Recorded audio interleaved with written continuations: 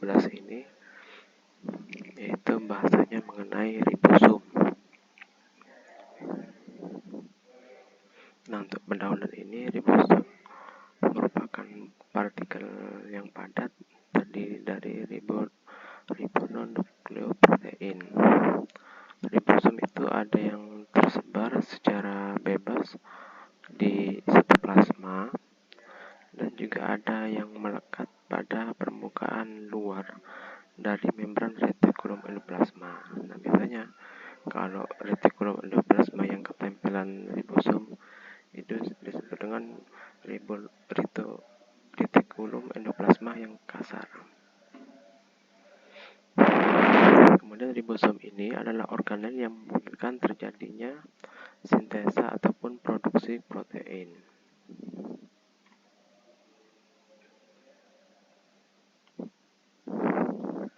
Kemudian diameter ribosom itu sekitar 20 nanometer serta terdiri atas 65% RNA ribosom atau disingkat dengan rRNA dan 35% protein ribosom disebut dengan ribonukleoprotein ataupun disebut dengan RNP.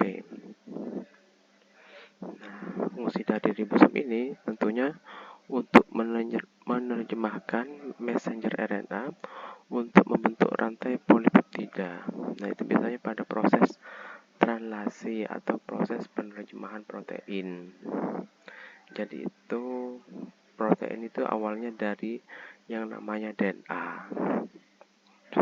DNA itu ada di nukleus, kemudian dia itu melalui proses namanya duplikasi ataupun perbanyakan. Setelah diperbanyak, dia itu akan dipecah menjadi dua. Jadi DNA itu bentukannya semacam double helix itu rantainya. Setelah itu dipecah menjadi dua melalui proses transkripsi. Nah, transkripsi ini semacam penguraian DNA itu.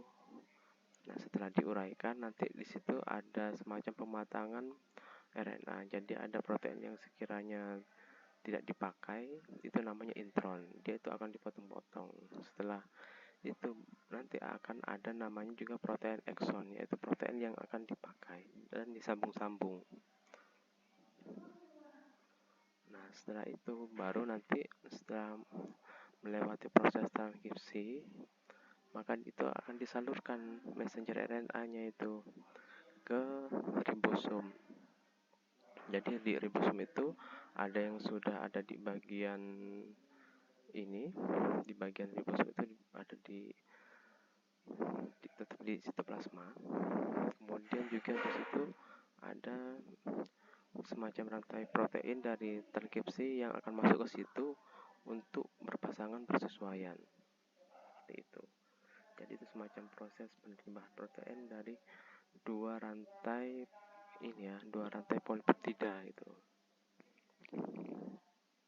Nah, setelah itu proteinnya sudah terbentuk dari proses penerjemahan, maka dia itu akan dikemas dan dikeluarkan ke sitoplasma menuju ke sel-sel yang membutuhkan, dan gunanya untuk protein fungsional ataupun protein pembentuk pertumbuhan, perkembangan, dan mengganti sel-sel yang rusak. Ribosom ini akan menerjemahkan messenger RNA untuk membentuk rantai polipeptida, yaitu protein menggunakan asam amino yang dibawa oleh transfer RNA pada proses translasi. Kemudian struktur ribosom. Tiap ribosom itu terdiri dari dua subunit yang berbeda ukurannya. Nah, dua subunit ini akan saling berhubungan dalam ikatan yang distabilkan oleh ion magnesium. Nah, itu ada subunit kecil dan subunit besar saling bergabung. Biasanya itu penggabungan ini tentunya sudah ada semacam rantai polipeptida di situ yang akan disambung-sambungkan. Bagian yang besar ini tersusun dari 23S RNA, artinya dia itu nama proteinnya 23S RNA dan 50% protein ribosom. Sedangkan bagian yang kecil itu terdiri atas 16 rRNA dan kurang lebih 20% protein ribosom. Kemudian letak ribosom di dalam sel. Ribosom ini tersuspensi ada di bagian sitosol ataupun terikat pada retikulum endoplasma kasar ataupun pada membran. Nah, itu di sini tampak ribosom itu pada permukaan luar. Pada bagian dalam kantong sisterna itu terdapat protein yang baru saja diproduksi atau disintesis. Struktur detail ribosom ini tidak tampak pada gambar. Ribosom ini terlihat seperti adanya bola yang tidak teratur pada sisi luar membran. Kemudian fungsi ribosom, fungsinya yakni melakukan sintesa protein ataupun produksi protein. Ini meliputi DNA, tadi itu ya, DNA itu ada duplikasi ataupun replikasi DNA perbanyakan. Setelah DNA-nya itu diperbanyak, maka akan ditranskripsi, dipecah menjadi ini ulir tunggal. Jadi ulir ganda yang double helix dipecah menjadi ulir tunggal. Setelah itu RNA yang matang akan masuk ke ribosom untuk mengalami proses penerjemahan protein. Baru setelah itu akan terbentuk protein baru yang fungsinya tadi itu untuk pertumbuhan, perkembangan, dan lainnya itu untuk menggantikan sel yang rusak.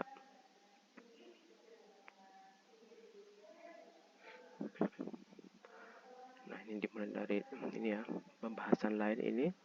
Apa itu DNA? DNA ini adalah rantai double helix, seperti itu bentuknya spiral, berpilin yang terdiri atas polinukleotida dan berfungsi sebagai pewaris sifat dan sintesis protein.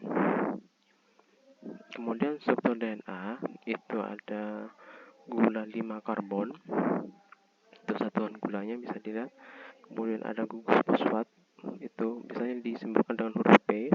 Kemudian ada basa nitrogen. Basa nitrogen itu ada adenin, timin, guanin, sitosin itu sitosin C itu berpasangan dengan guanin. Kemudian timin itu berpasangan dengan adenin. Kemudian ikatan hidrogennya biasanya yang ini ya, yang CG itu sitosin dengan guanin itu ada 3, sedangkan yang timin adenin itu hanya 2 ikatan hidrogen, sehingga yang ini sitosin berpasangan dengan guanin, ikatan hidrogennya itu lebih stabil.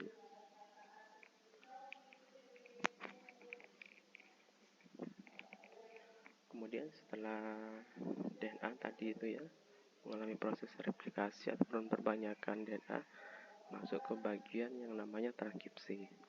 Transkripsi ini pencetakan messenger RNA kode oleh DNA template atau DNA sen dengan menggunakan enzim RNA polimerase.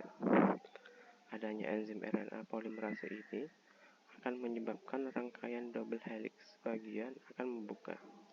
Akibatnya basa-basa pasangannya itu akan menyusun adenin pada messenger RNA dan seterusnya.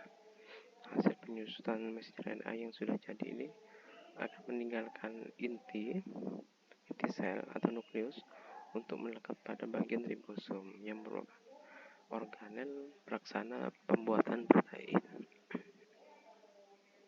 Nah, itu RNA. RNA ini molekul RNA mempunyai bentuk yang berbeda dengan DNA.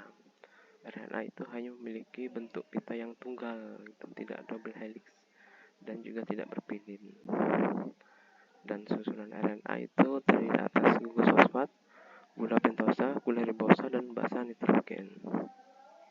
Setelah proses transkripsi, barulah proses translasi atau penerjemahan protein.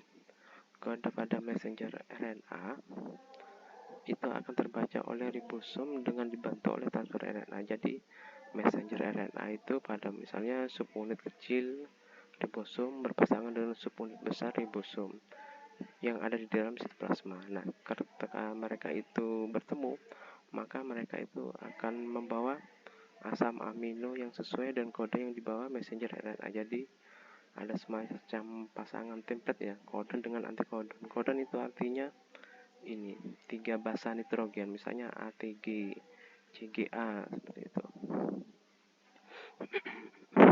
Kemudian transfer RNA ini akan bergabung dengan messenger RNA yang sesuai dengan kode pasangan basa. Bagian pada RNA ini yang terlibat disebut dengan antikodon yang berhubungan dengan 3 basa pada pita messenger RNA yang disebut dengan kodon. Kemudian yang berhubungan dengan 3 basa pada pita messenger RNA ini disebut dengan kodon asam amino akan berjejer-jejer dalam urutan yang sesuai dengan kodenya. Dari hal ini akan terbentuk protein yang berfungsi sebagai enzim untuk mengatur metabolisme sel dan reproduksi. Nah, ini pasangan kodonnya itu, misalnya AAA itu adenin berpasangan dengan timin. Kemudian guanin, sitosin, timin, 3 itu, jadi 3 basa nitrogen itu dengan kodon. G berpasangan dengan C berpasangan dengan